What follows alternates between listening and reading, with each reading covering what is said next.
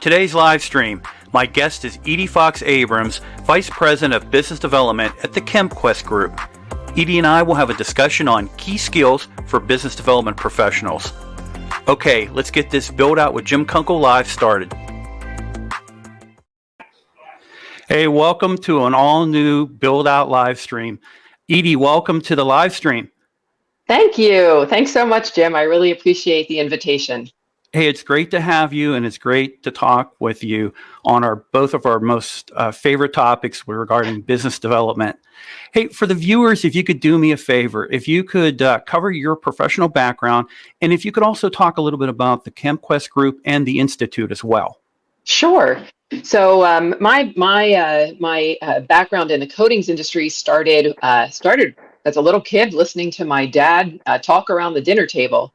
My father founded a business called Fox Industries.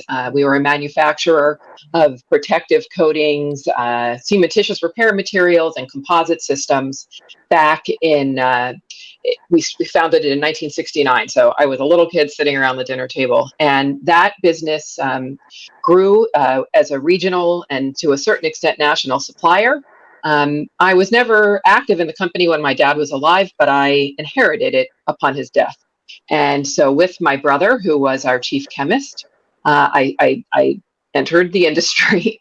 That was really an eye-opening experience. We like to say that my dad's personality got split in two. So his chemistry acumen went to my brother, and kind of the sales, or maybe now what we call business development aspects, came to me. Hence, move forward a couple years, we grew that business. We ultimately made the decision to sell it and sold it to a company called Simpson Strong-Tie almost 10 years ago, which I just can't believe. And soon after, well, I stayed with Simpson for a couple years, but soon after I launched into my next phase of my career with the ChemQuest Group, where I am now.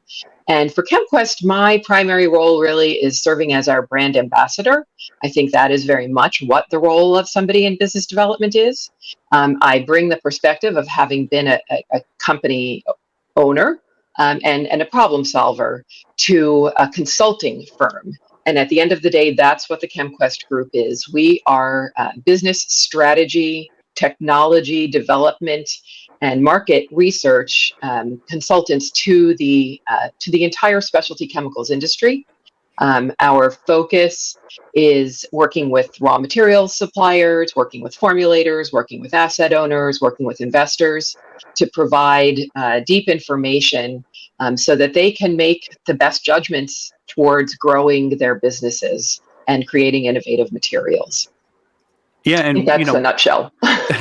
And we've known each other for, I think, about 8 years now. And I want to commend you on not only your involvement in the coatings and the chemicals industry, but also to your commitment to women in coatings. You know, you've done a lot championing that, and I know there's still a lot more to do when it comes to women in coatings and also in corrosion as well. So thank you for your support of those initiatives, and also to your participation in a lot of different panels and outreach and everything else that has been done by not only SSPC, by NACE International, and hopefully, obviously as under AMP as well moving forward. Thank you very much.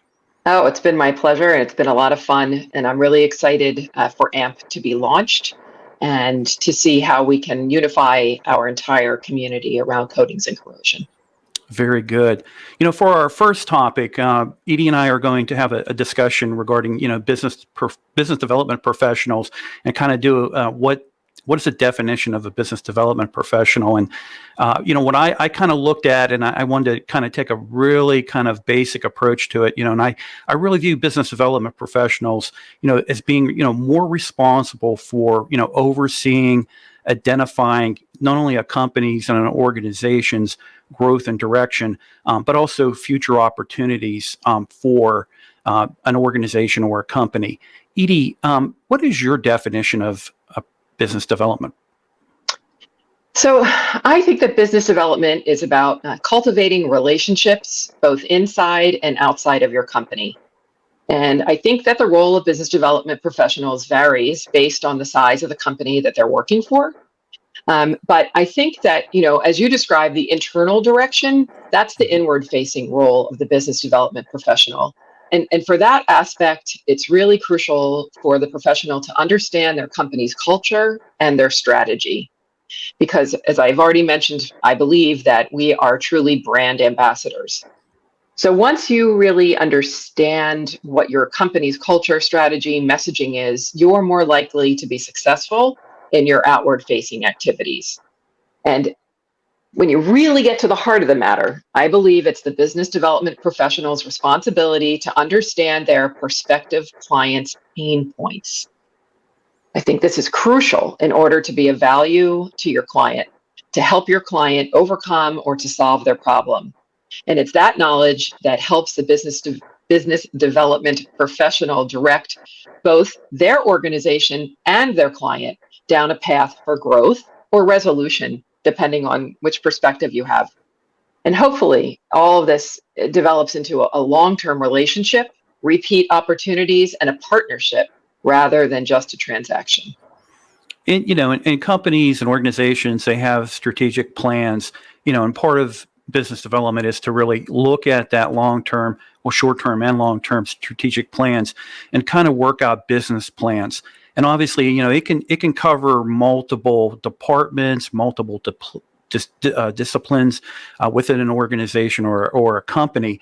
But it's really critical to have quality focused when it comes to the business plan development, having well researched and really looking at what is going to help grow the organization, the company, but also too to make sure when it comes to, like you said, branding, messaging, deliverables, fulfillment, and then also obviously you want to do the voice of the customer, which is really critical.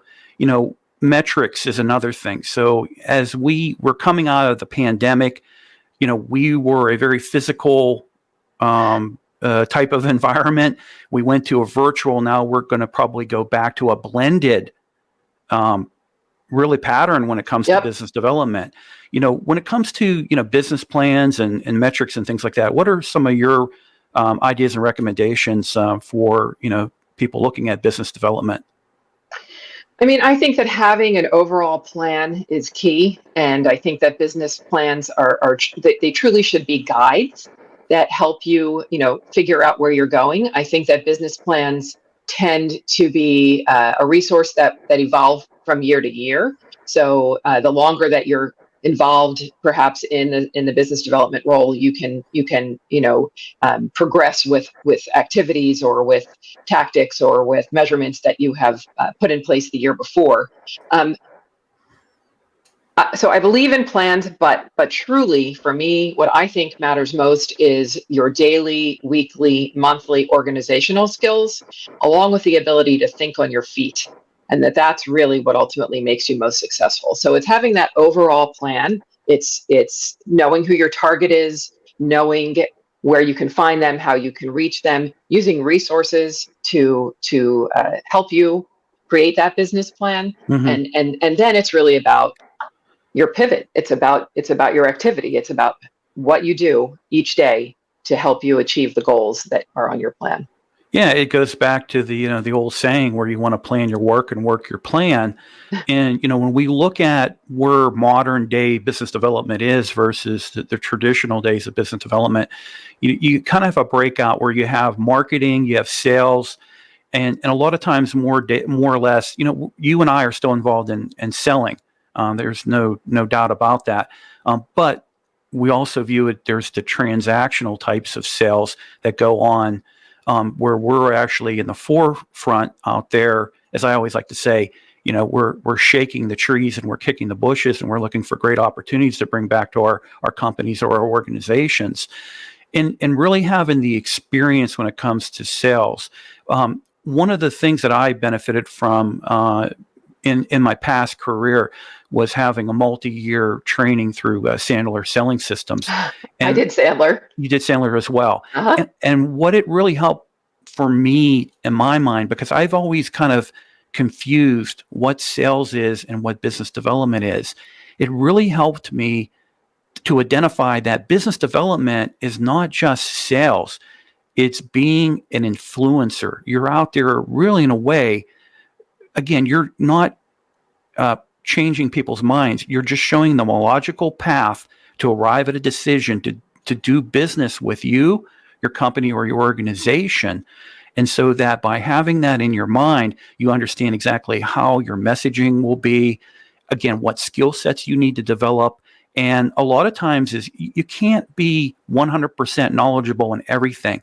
So a lot of times it's how you say versus what you know, because you have a support in ChemQuest, you have a support in the Institute, you have a support network behind you to really help you with your mission and everything. Absolutely. I do very little on my own. My role in business development is to find the opportunities, and then I have a team behind me who help solve the problems. I'm very much the person who communicates with the client, but it's not me who's resolving these issues. I think that I do think, though, that having a sales background is a great start to leading your way into a business development role. I kind of I've often wondered, when did sales become a dirty word, right? I mean, you don't hear sales. You don't hear people talk about sales that often anymore. Nobody wants to be a salesman. Nobody wants to be associated with, used car salesman or something along those lines. But I got to tell you, my background is in sales. My first career was in sales. I started as an account executive. I became a senior account executive. From there, I became a vice president of sales, and ultimately worked my way into what's now called business development. I think that sales and negotiating are part of everything I've done in my life.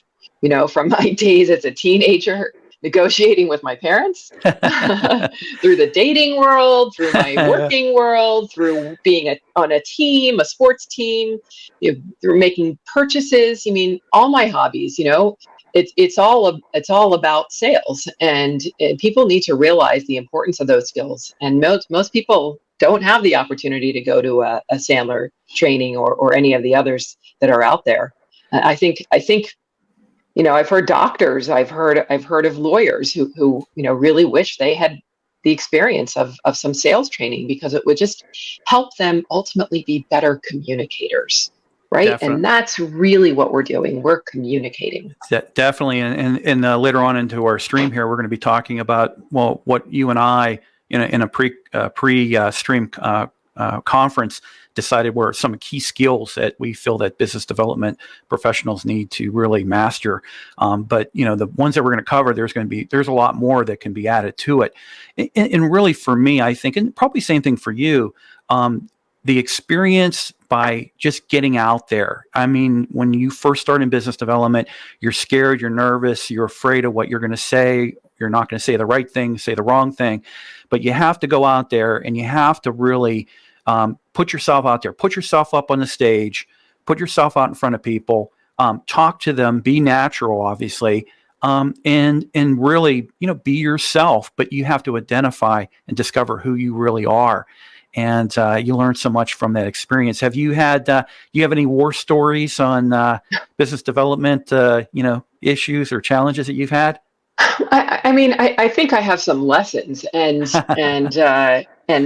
one of those is to not always put myself in a sales situation, right? I mean, it's some of the best lessons I've learned have just been through engaging with other professionals, and that may be, and I really do miss attending conferences, but that may be where you're at a conference, you're in that in-between time where you're going from one session to another, and you walk out and you see somebody, and you just start talking, and how are you? What are you doing? Where's your career this day?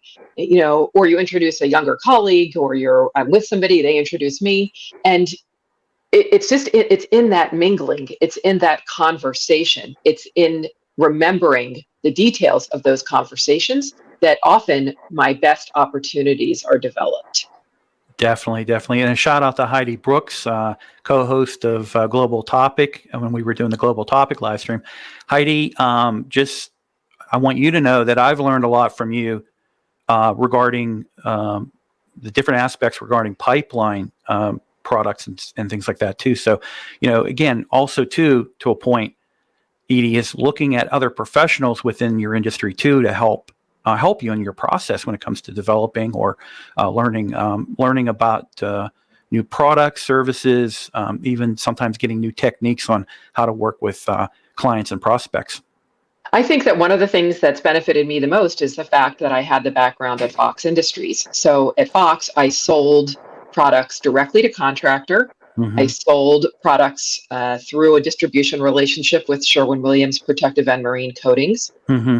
I specified materials to engineers. I dealt with government institutions, municipalities, et cetera, when it came to defining specifications and contracts. So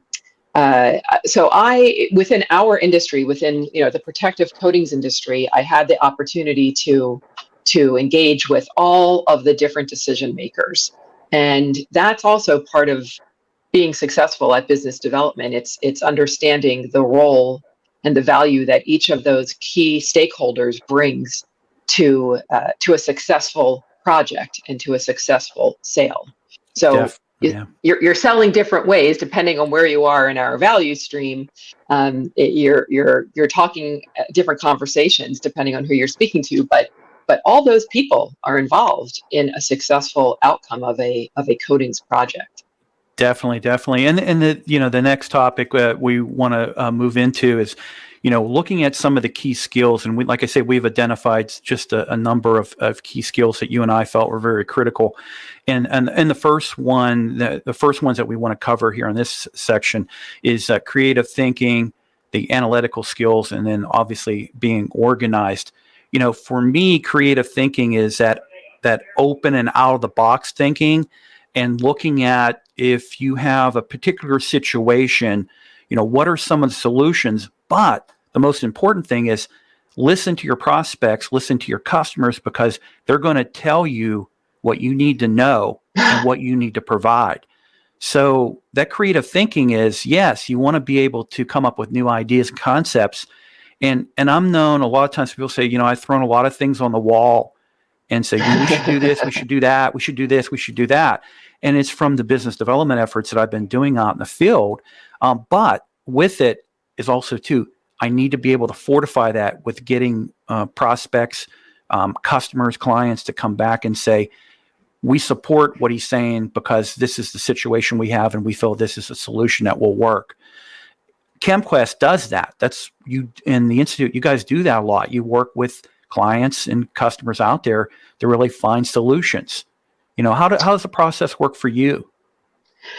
So I think it starts with understanding what my company's value proposition is, and how we can grow that into something more.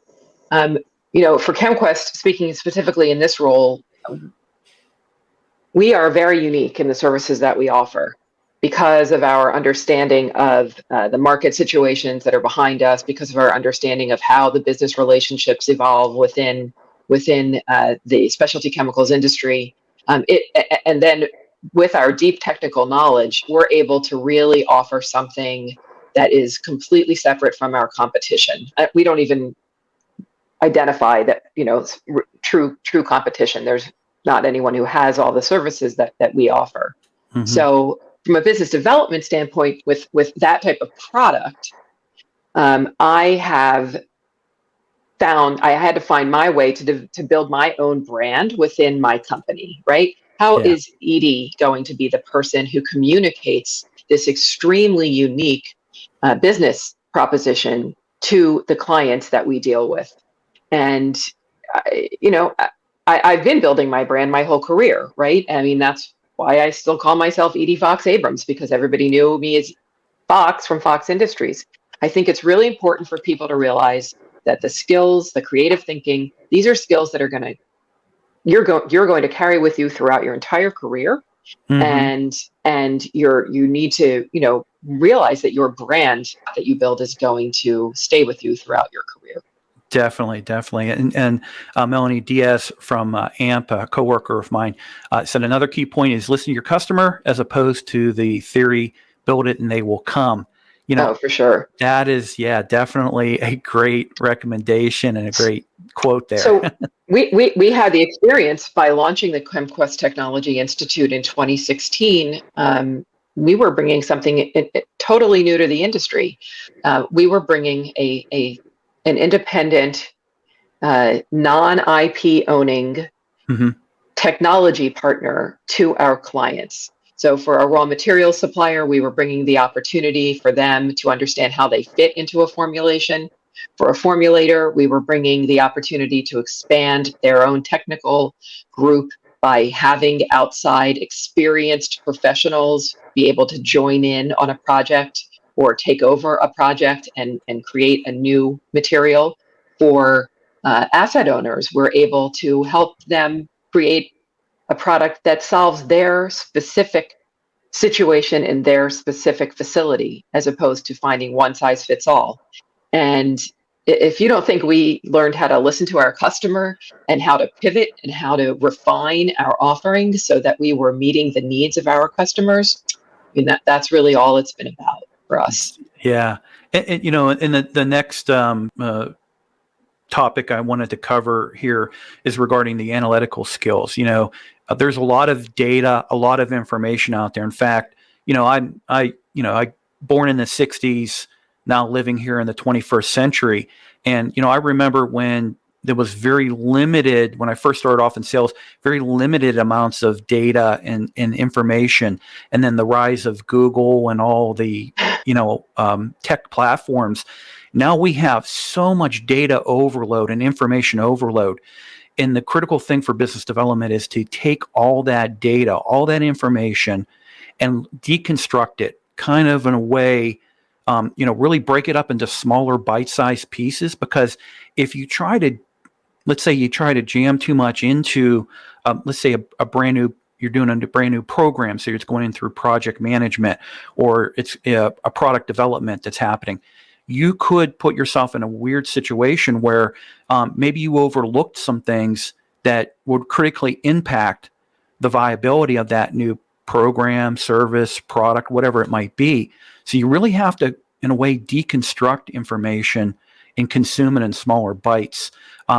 ChemQuest, I know from, obviously past interactions with you, and then also some of the initiatives that you do. You guys you deal with tons of data and information. So, any recommendations you have on, really kind of how do you move through all this? I have often said I'm glad I'm not my client, because we provide so much data to our clients that I think it can be, challenging to figure out Yeah. which pieces to use and how to use them effectively. Um, uh, but you know what? I'd rather if I'm going to pay somebody to deliver data, I'd rather have them give me a data overload than a data underload. So I think that really becomes the choice from my client as to how they're going to effectively use the information I give them.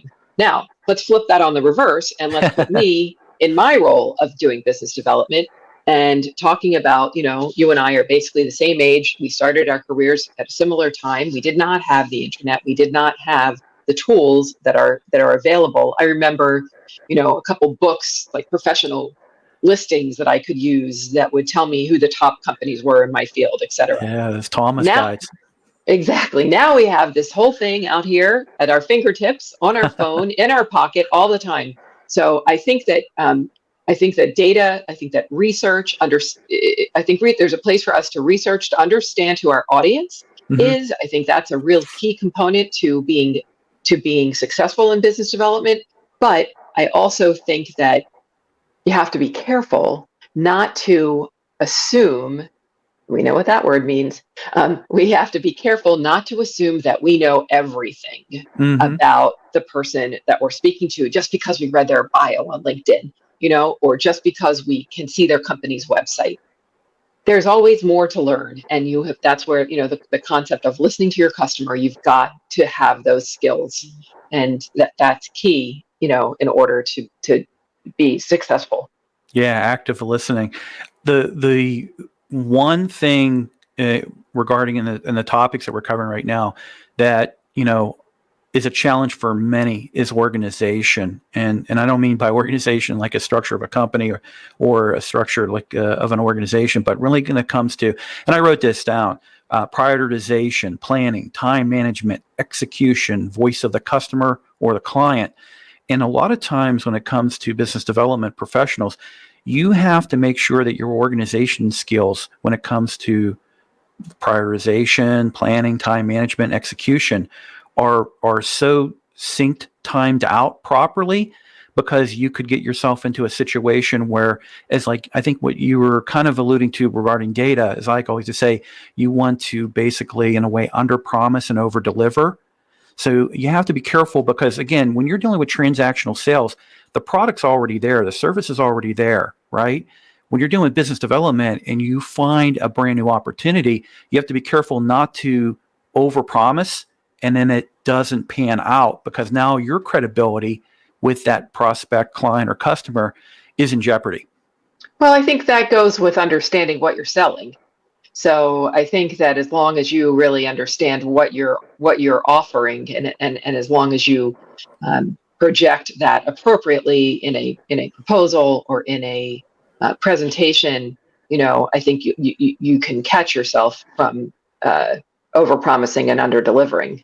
I think that in terms of organizational skills, if you're not organized in this type of field, you're not going to be successful. I mean, it's a combination of planning, time management, and common sense that help one be successful in this type of field. So you've just got to have some innate knowledge of how to spend your time, where to go for the voice of customer, those types of things. They've got to guide you. I mentor someone these days who is a young business professional, and this is an interesting situation because she's a PhD. She's beyond a PhD. I think she has 2 PhDs. Wow. So she's extremely data driven and very used to having a very logical and science driven background, in everything that she executes. She's now been put into a business development role, and her whole world has been flipped upside down, because a lot of the things that we deal with in business development, are they can be emotionally based. They can be, you're hitting somebody on a good day, you're hitting them at the right time. You know that they're a morning person, they're an afternoon person. You know how to. There's just so much more that goes into it. It's not just simply the fact that 1 + 1 = 2. It's here. It's common sense. It's knowledge. It's knowing how to go about these things. Yeah, definitely. I mean, benefiting from the experience and then also the practical aspect of others. You've been out there, you've done it. You've learned through trial and error to deliver that, or let's say to give that to a younger generation or a young professional. That's important. On just for the viewers, last week on my YouTube channel, I released an episode with CM Nelson from TRC Companies, and CM, again, very, very. I always like to say he's famous in industry. He won't say that he is, but when it comes to mentoring, what he's done is absolutely outstanding. And we had a great discussion on the benefits of professional mentoring. And I'd say go back, definitely watch that, take a look at that, and then obviously those watching the replay of this live stream, go check out that video. It's a great video on my YouTube channel. Mentoring is so important, Jim. I was mentored as a young person. My earliest mentor died this past weekend, and it was really a moment for me to think back and reflect on how many things I learned from the age of 21 to 31 when I worked for this gentleman. How many things he taught me that proved effective, not just in my business life but in my personal life, and how absolutely grateful I am for that experience. I have had mentors throughout my career, and I thank each and every one of them. And I love the opportunity to help others figure out their path. So, I mean, it's to give of yourself like that. It's so much. And, I've had the opportunity to mentor a young professional, not more recently. And, I would I'm always open to doing that. It's just that I think there are those like yourself and CM that are out there actively saying, listen, I want to help that next generation. I want to help the young professionals. I want to help, women in the industry, chemical industry, coatings industry. And I commend professionals like yourself and CM and others that do that because it's something you're not being compensated for, but it makes you feel great in your heart, and it really makes you feel like you're contributing even more to the industries that you work in. I have two young women I mentor all the time. Their names are Abby Abrams and Aaron Abrams. Oh, yeah, that would be my two daughters, wow, who are both young professionals now, and yeah. we talk about this stuff all the time. So I anyway, never really think about that. My youngest daughter is doing her PhD at the University of Washington. She's fully funded. She's doing COVID studies, but she came home. She got some time off. She's home with us right now.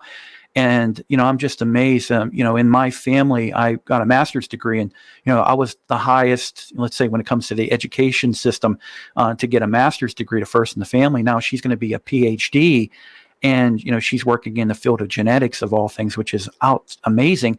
And then I have a 29-year-old daughter who is a programmer, and she makes way a lot more money than I do. So I never really think about it with, you're kind of, in a way, you do mentor your children in a way. So I'm going to have to talk to my youngest daughter tonight and say, hey, you should appreciate that you had me as a mentor. Well, one of the greatest parts about that's awesome, and you should totally. It's a dual mentoring that's going on, and that's what I just wanted to jump into. One of the great things about being a consultant is that I get exposed to so many things that are happening within the many different clients that we work with. And Mm-hmm. one situation that I learned recently was a company has taken the time to establish. I wish I could tell you the exact terminology. I don't recall, but they're basically doing generational mentoring, right? So they're putting older and younger employees together and assigning them into relationships. Or maybe they're able to pick and choose. I'm not entirely sure. But what comes out of it is that the older generation is learning all sorts of skills that their younger colleagues have, particularly when it comes to social media.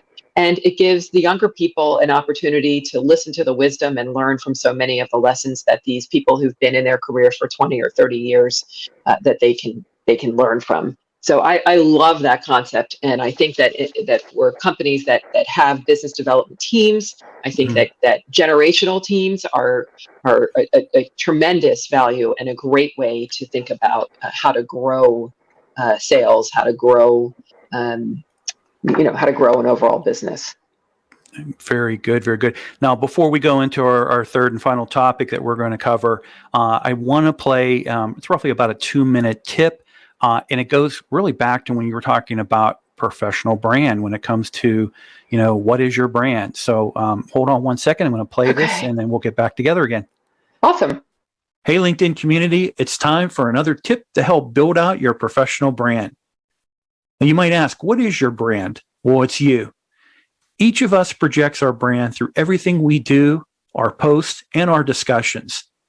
LinkedIn has millions of registered users, and given that massive volume, how can you get a prospective contact to find you?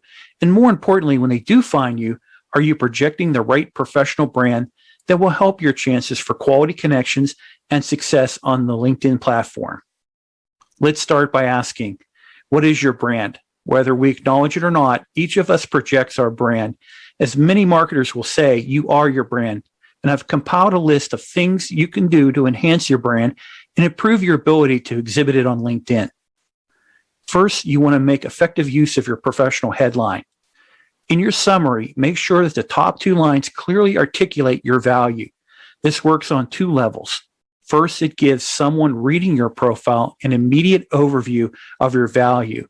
And secondly, this works outside of LinkedIn as well. Now, if you're a business owner, maximize your company profile. This is another use of a branding in addition to your professional profile. You want to post items of value that your target prospects will benefit from your expertise, and use the sharing feature found on most articles on the web. Within seconds, you can share information on your activity stream or within groups. Show your expertise and share value as your target audience defines it. And add your LinkedIn profile URL to your email signature and business cards. You should consider starting a LinkedIn group around a specific topic that relates to your professional brand. There are certainly many more tips to add. Please feel free to share this video or leave comments with your own tips on this post. Now remember to watch and participate with the Build Out live stream every Wednesday at noon Eastern Daylight Time, exclusively here on LinkedIn. Thank you for checking out this video and have a great day. Edye, as you know, and many of those that follow me and my connections, LinkedIn for me that's my game. And for me, over the last number of years, is really to build out my professional brand, and not in a way really self-centered, but it helps me within the organization I currently work in, but also within the industry, because the one thing, and I think you acknowledge this, is that we need to have more influencers, both in, let's say, the chemical industry, within the coatings industry, corrosion industry, and we also have to have people who are really kind of branding themselves out there. They're going to be the thought leaders, like yourself, when it comes to leading initiatives and things like that, and that's so critical for you. Branding, your professional branding, I know, has been very critical for you. Any recommendations that maybe I didn't mention in that video that you would put out there for professionals looking at trying to, let's say, get that branding going for themselves? I think I am a huge LinkedIn user. I find it as a very helpful tool in my business development activities. As I mentioned before, I use it frequently to do research on my prospective clients. For myself, I think it's a way to tell a great story about who I am. I have used, and you probably know the classifications and the profiling better than I do, but I've used that top bar area to explain what my value is, not just to list my jobs, not just to make it a resume, but to explain my value, to explain where my knowledge came from. As the second generation owner of a family business, which I have no degree, I'm not a degreed chemistry professional or chemie or anything, but just to explain how, my career has evolved. I do think, though, that it is important to make sure that your LinkedIn profile makes sense, that it tells the story that you're comfortable with. If there's a job that you take and you're there for 6 months and it really doesn't work out, I probably wouldn't include that, because it's just, I'm not sure that's the story I want to tell. You're not really deceiving anybody by removing a short career stint. You're just focusing in on what you have done that's been the best for, the best role for you and most likely for your employer. Very, very good. Very good tips on that.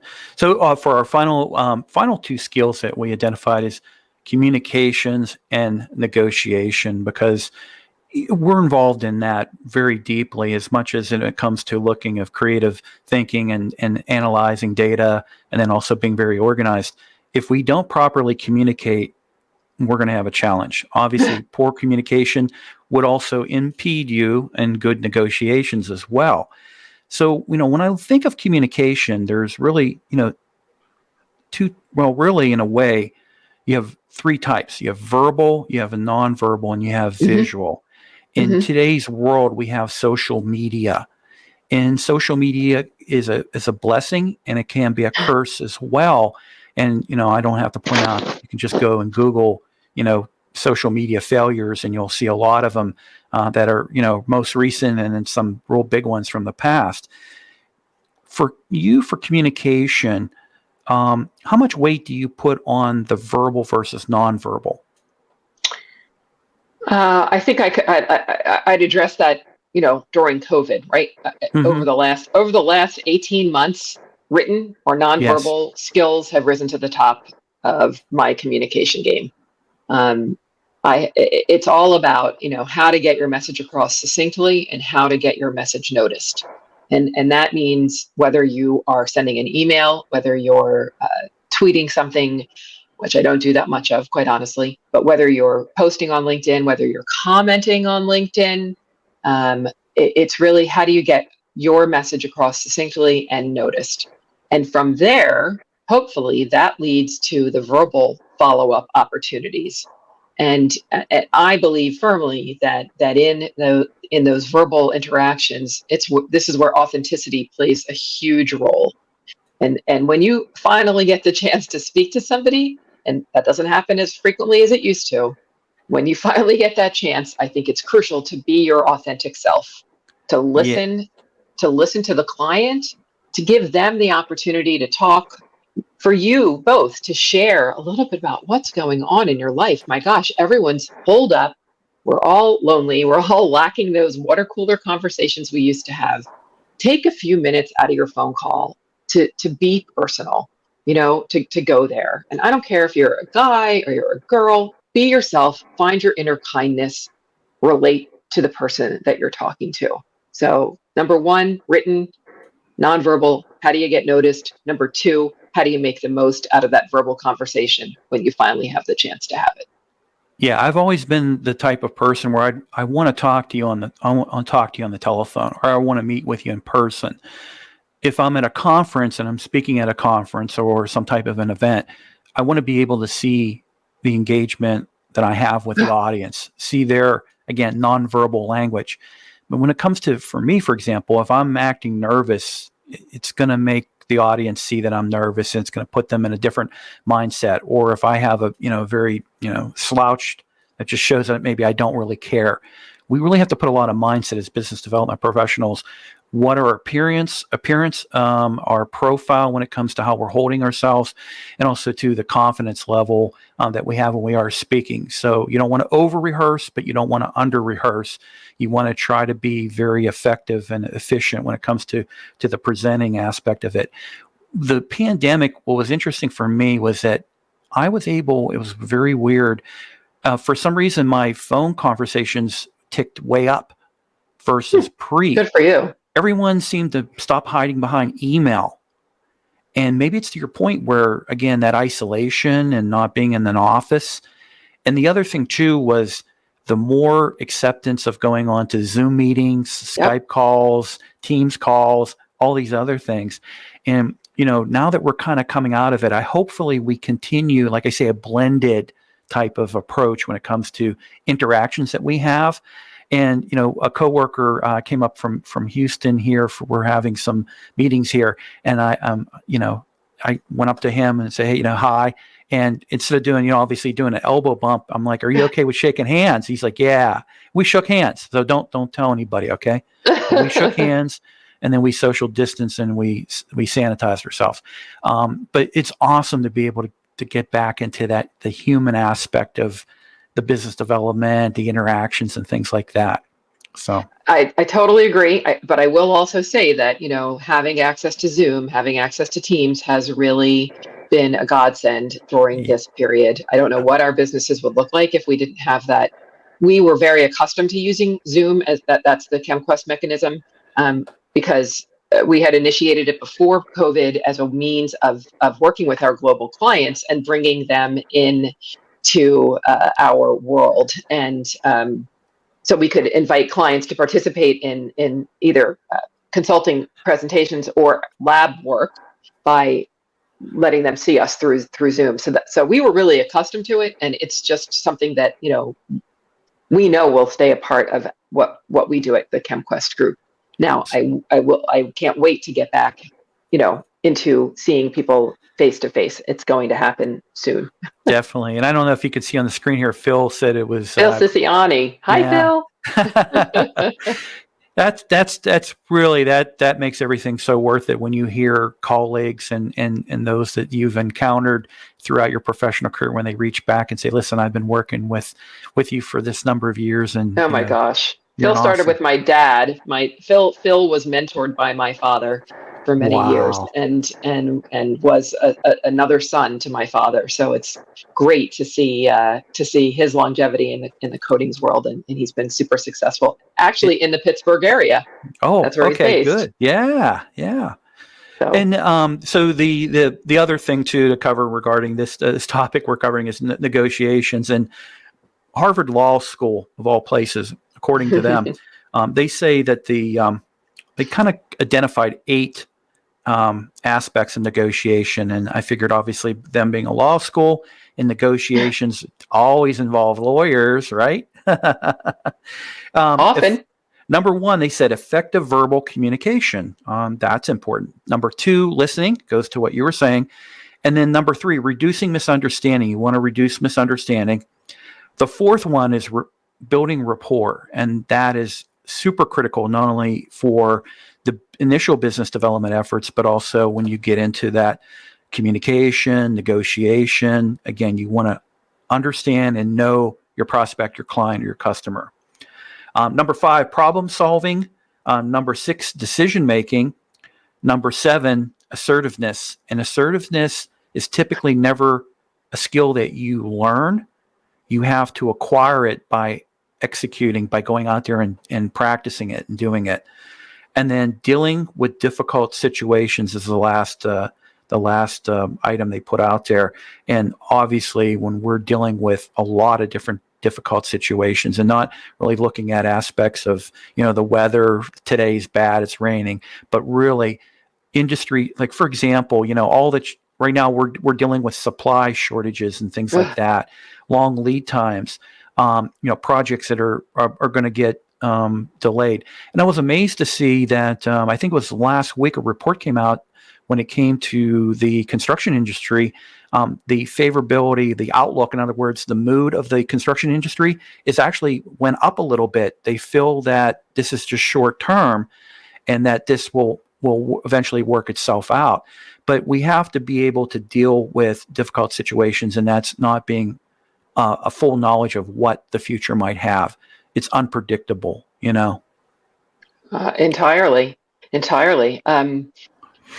I think that you might look back in hindsight and say that one of the benefits of this raw material shortage and all of the after effects when it comes to product availability, et cetera, one of the key things that's going to come out of it is that people have improved their communication skills because you're forced to discuss difficult topics such as delays in goods and projects. And so I think that we will all come out of this having learned how to communicate better. I think one thing I wanted to say earlier was that I as we talked about all these things that are key skills, I think there are certain things that are not key skills. And one of those things that is not a key skill is being overly aggressive.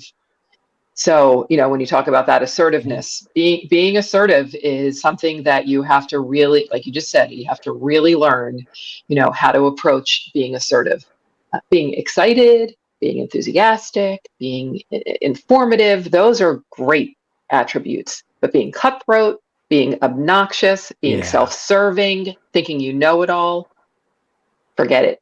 Put those things aside. I don't know where they fit into your life. Probably they should not be ever, a focus point. Definitely. And I always throw in the golden rule, do unto others as you'd want them to do unto you. Of course. And that's always been my approach when it comes to, a good example, my wife's company, she works part-time. She's an accountant, and a proposal would come in, and she's working obviously with the owner. She does a lot of the initial work, and we'll call him a sales guy because he tried some really hard closing, like, oh, the price is going to go up if you don't sign a contract by the end of the week. Those type of aggressive things. And my wife just said, I can't believe what he's doing. And I said, that's a technique, unfortunately, they do train people to do. It's not the right way to do things. And, to your point, you want to make sure that there's certain types of assertiveness, but there can be very bad assertiveness. And you want to make sure that you're not aggressive and you're not kind of working counterproductive to what your ultimate goal is. You know what I mean?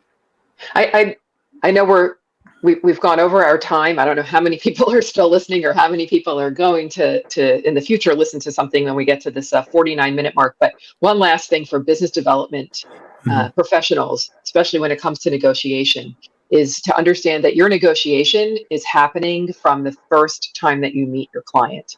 And so if you're negotiating about the negotiating doesn't just happen in the contracting phase. Negotiation happens in the project development phase. So it's guiding your client towards, the creation of a project that has realistic timeframes, realistic outcomes. Your client may say, I need this finished and I need this paint job done and it's got to be done in 3 weeks. Well, you know what? Because they're replacing some concrete and there's a cure period, and then there's stages between the coatings, whatever it might be. Those are opportunities to begin negotiating, and there are things that you always have to be thinking about. So I just want to remind us that negotiation is not just a contractual stage. Very good, very good. And for viewers next week, the live stream on Wednesday will be 5 characteristics of a LinkedIn influencer, and my guest will be the host of the Connections for Life podcast. So make sure you join us next Wednesday at noon Eastern Daylight Time. Edye, thank you so much for this opportunity to have a great conversation with you on an awesome topic that's dear to both of us. Dear to both of us. I can't wait to see you again in person at an upcoming conference. And I really appreciate this. This was a ton of fun. Thank you. Great afternoon. Definitely. Okay, well, that's it for this week's live stream. Everybody have a great day. Edye, have a great day. You too, Jim. Take care. Right. Goodbye, everybody. Stay safe. Bye-bye.